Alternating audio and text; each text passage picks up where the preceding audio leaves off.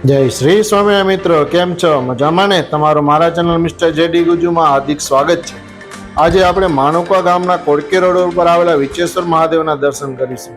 તો ક્યાંથી જવાય? તો માનુકા ગામમાં કોડકે રોડ જતા વચ્ચે આવે છે જે આ રસ્તો છે, અને તેમના બે રસ્તા છે. એક આ રસ્તો છે, જો તમે માનુકાથી આવતા હો તો આ નજીક પડે છે, અને બીજો આગળ છે જે તમે કોડકીથી કદાચ આવતા હો તો તે નજીક પડશે, જ્યાં તમને પ્રવેશદ્વાર જોવા મળી જશે.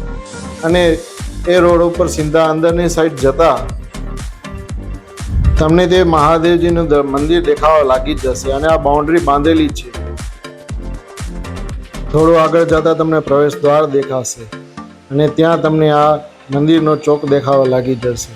અને જ્યાં બાજુમાં જે ક્રિકેટ ગ્રાઉન્ડ છે તે જ્યારે મેળો હોય ત્યારે પાર્કિંગથી ભરાઈ જાય છે. એ તમને વિડીયોમાં છેલ્લે તમને આ મેળો જ્યાં ભરાય છે એના પણ વિડીયો જોવા મળશે. અને આ પ્રવેશ દ્વાર છે, અહીંથી ઉપર ચડતાની સાથે તમને મંદિરના દર્શન થશે. અને જે આ મહાદેવજી નામ છે શ્રી વિચેશ્વર મહાદેવ.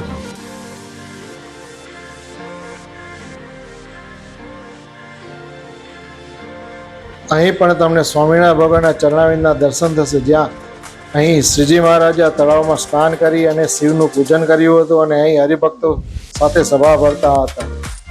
અને આ છે શ્રી વિચેશ્વર મહાદેવની બાલ વાટિકા, જ્યાં છોકરાઓ રમે છે. અને આ અત્યારે તમને એકદમ ખાલી લાગતું હશે, પણ જ્યારે મેળો ભરાય ત્યારે કેવું દ્રશ્ય હોય, આ બધું જગ્યા ફૂલ ભરેલી હોય છે, તે તમને વિડીયોમાં આગળ જોવા મળશે. અને પાછળના ભાગમાં વિડીયોમાં આખો મેળો બતાવેલો છે, તો આ વિડીયો તમે છેલ્લે સુધી જોજો. આ તળાવ પ્રસાદીની છે, અને આ તળાવની પણ તમે પરિક્રમા કરી શકો છો. અહીં એકદમ જોવાલાયક સ્થળો છે, બગીચો છે, તમે આરામ કરી શકો, બેસી શકો, નાસ્તો કરી શકો, હરીફરી શકો છો. અહીં પણ દૂર દૂરથી લોકો ફરવા આવે છે. અને અહીં પણ બગીચાઓ બંને બાજુ છે. અને આ જે ગ્રાઉન્ડ છે એકદમ ખાલી લાગતો હશે, પણ જ્યારે મેળો ભરાય ત્યારે એકદમ ફૂલ ભરાઈ જાય છે. અહીં મટકી ફોડ થાય છે, રાસોત્સવ થાય છે, અને રમત ગમત પણ થતી હોય છે. અને આ જોઈ લો પાર્કિંગ કેટલું ફૂલ છે. આ માનવ મહેરામણ ભરાણો છે, જ્યાં માનવ મહેરામણ ભરાય એટલે મેળો ચાલુ થઈ જાય. આ વિચેશ્વર મહાદેવના આઠમના દર્શન.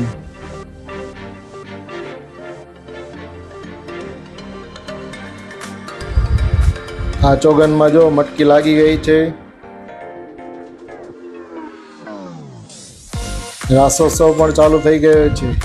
અહીં આ મેળામાં કોણ કોણ આવ્યું હતું જે અમને કમેન્ટમાં જરૂર જણાવજો. આજુબાજુના ગામના લોકો તો દર વર્ષે આવતા જ હોય છે. આ રમત ગમત પણ ચાલુ થઈ ગઈ છે. જોઈ લો આ કેવો મેળો ભરાઈ ગયો છે. પેલા તમને એકદમ ગ્રાઉન્ડ ખાલી લાગતું હતું, હવે એકદમ ફૂલ માણસોથી ભરેલું છે. ગાડીઓ ત્યાં ગ્રાઉન્ડ ભરેલું છે. આ જો માણસો મેળો એકદમ ફૂલ ભરાઈ ગયો છે ભરચક. અને આ બાલ વાટિકા પણ જો કેટલા બાળકો રમી રહ્યા છે.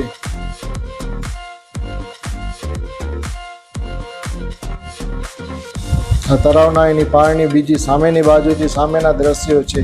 હજી આ મેળો જો ફૂલ ભરેલો છે. આ બગીચામાં કેટલા માણસો આવી ગયા છે. આ ફૂલ મેળો છે. આઠમનો મેળો ભરાય એટલે અહીં માણસોને મેળામાં ભરાઈ જાય છે. જો તમે આ તળાવની પરિક્રમા કરશો તો આ બગીચાના પણ દર્શન થશે, અને દૂરથી મહાદેવજીના દર્શન પણ થતા હશે. તમને કેવું દ્રશ્ય લાગે, આખી તળાવનું દ્રશ્ય દેખાય છે. આ જો અમે પરિક્રમા કરી રહ્યા છીએ. આ જો બાલ વાટિકામાં આવી ગયા છોકરા, નાના નાના ભૂલકાઓ રમી રહ્યા છે. નાના છોકરાઓ માટે રમકડા. મેળામાં રમકડા ન હોય તો મજા જ કેમ આવે.